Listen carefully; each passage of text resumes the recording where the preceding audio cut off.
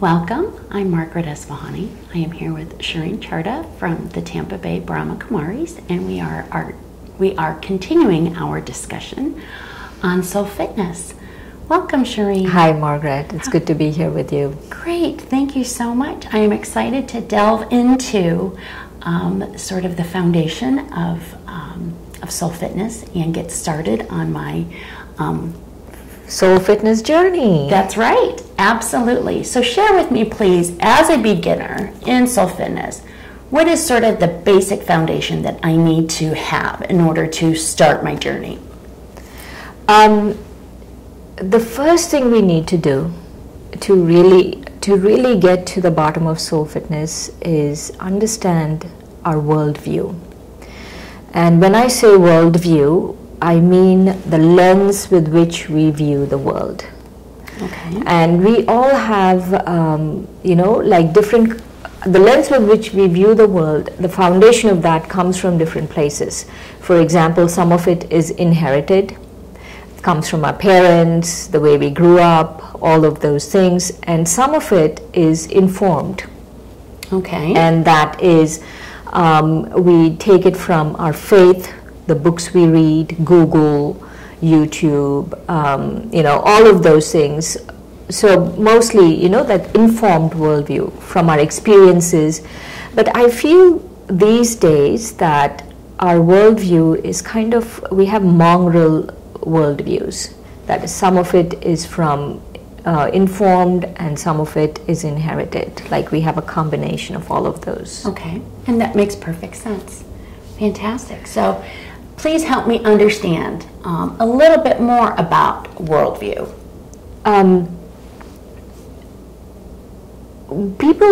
Everyone has a worldview. It's just like psychology. If people believe in psychology or not, everyone has a psychology. Everyone has a psychology. So we all have a worldview. And when what happens in this worldview is that we kind of reject it or accept it, or we do all of those things, but we have to first understand that we all have a worldview, because we make choices every day and we make choices from our worldview. For example, let's say we believe in life, liberty, and the pursuit of happiness. Yes. Right? If I believe in that, then I'm making my choices based on that belief. Yes. I feel that everyone needs to have liberty.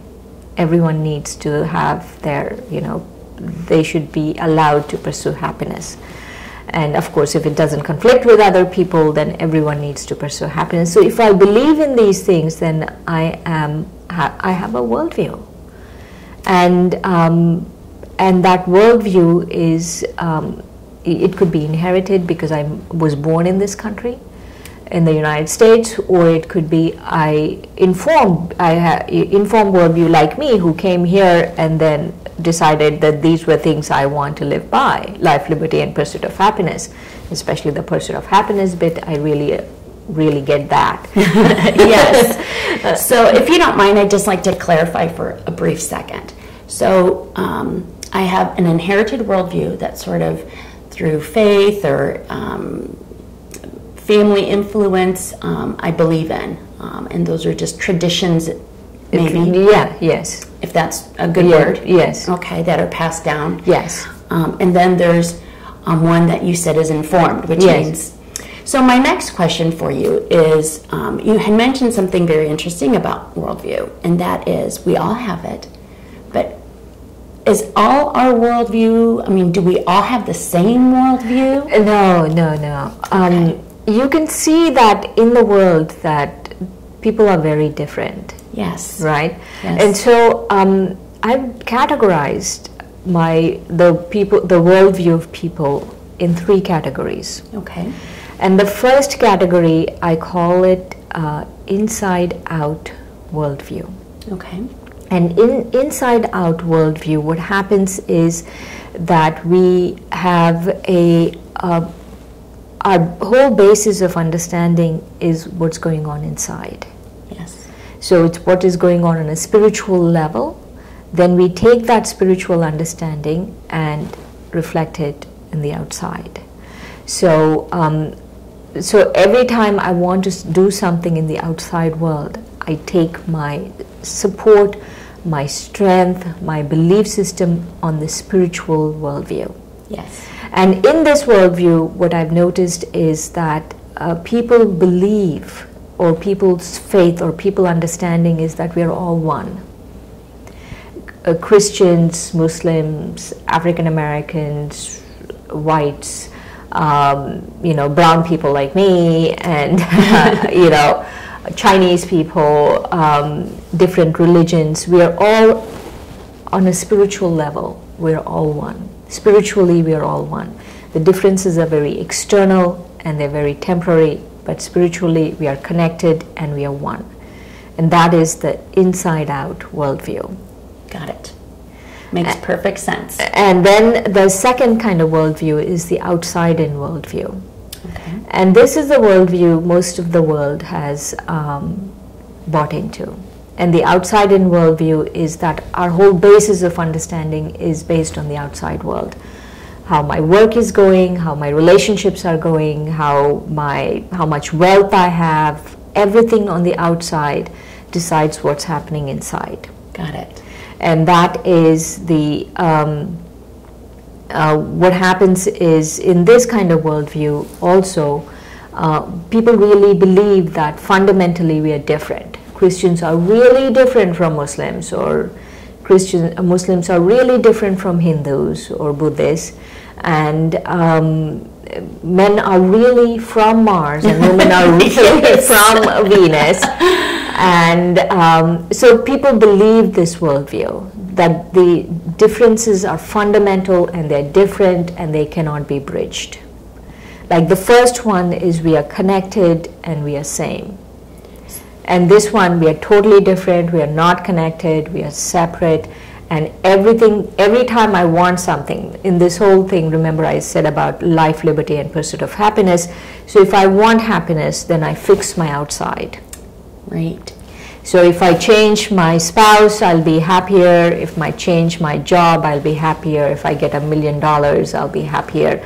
So my whole inside, my whole basis, yes, what I want inside is totally based on the outside.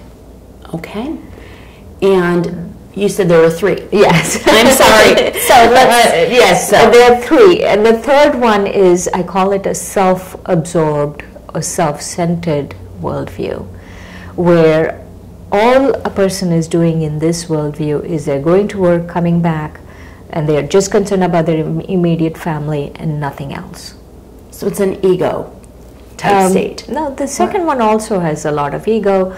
It's just very self-absorbed. They're just concerned about their job and their immediate local environment. They don't care about what's happening in the world. Like in the second one, the outside-in worldview, that they're even helping other people. Okay.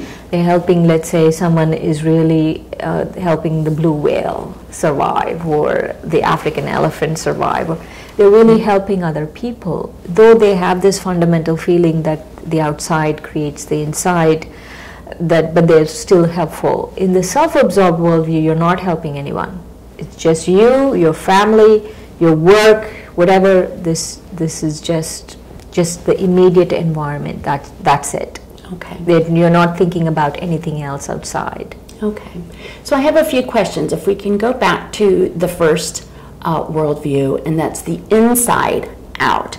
From a spiritual perspective, do we need to have that worldview of the inside out in order for the foundation of soul-fitness? Yes. We need to know that possibly we are either prescribing to the second one, and it's a false myth actually. There's a false belief that the outside will make us happy, or the second and the third one is the self-absorbed worldview. If you're in either one of those, soul fitness will not work.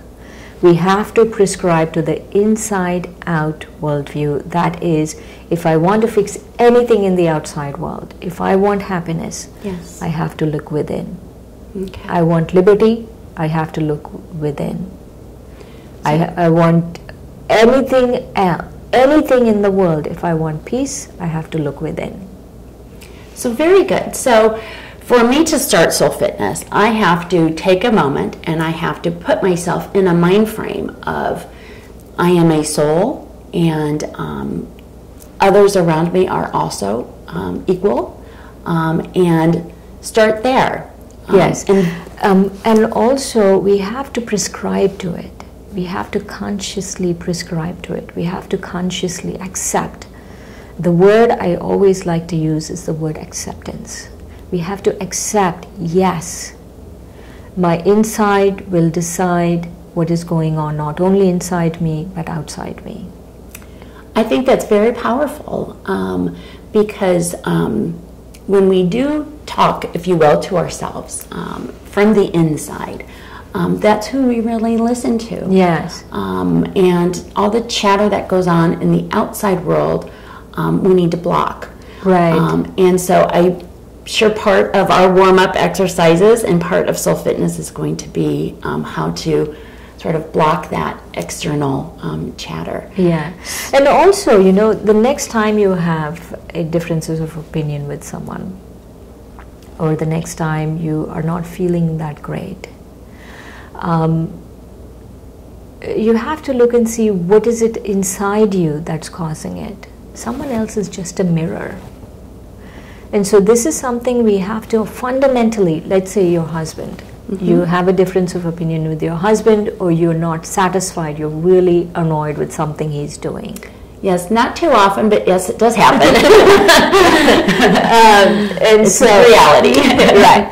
And so, or you don't like your job. Yes. Or, you know, so I'm not saying don't change your job. I'm not saying don't talk to your husband about what is it that's bothering you. But find out what is your contribution. Go inside and see what is it that you have to change to be able to change the outside. And so that is the inside out worldview.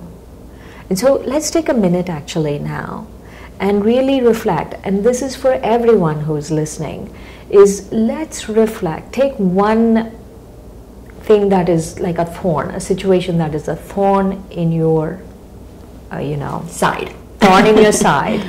And let's take a moment and reflect. You know, you cannot clap with one hand. You clap with two hands. There's a dynamic going on between you and this other person, you and your job, or whatever it is. There's a dynamic.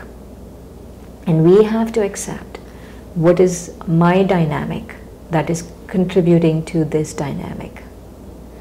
And even if I'm not contributing, what is it I can do inside of myself to be able to fix what is going on?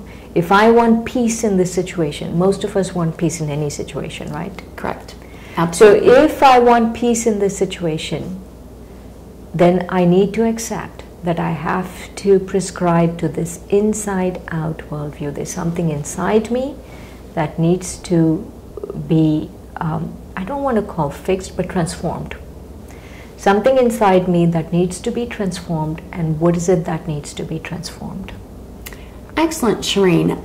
I think that really helps give us a great foundation for centering ourselves and realizing that in order to have strong soul fitness, that we need to have an inside-out view. When we do a little self-reflection and we prescribe and accept this worldview, then we can work on strengthening our soul. Is that an accurate assumption? Yes, and also remember we all have a worldview. We all do. Whether we believe in psychology or not, we have psychology. Whether we believe in worldviews or not, we have a worldview. We go to work, we make choices every single moment. We are living by choices we have either made in the past or we are making currently, so we have a worldview. So it's good to shine a light, which we can talk about it. Wonderful. The next session is it's really good to shine a light on this worldview and also to make our worldview more informed than just inherited. Don't accept what was passed down by people around you. I mean, actively be a co-creator of your worldview. Excellent.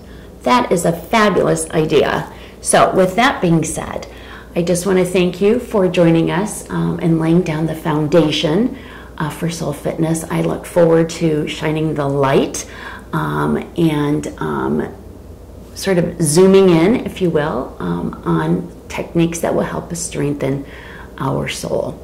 Thank you once again, Shireen. Have a great day. Thanks.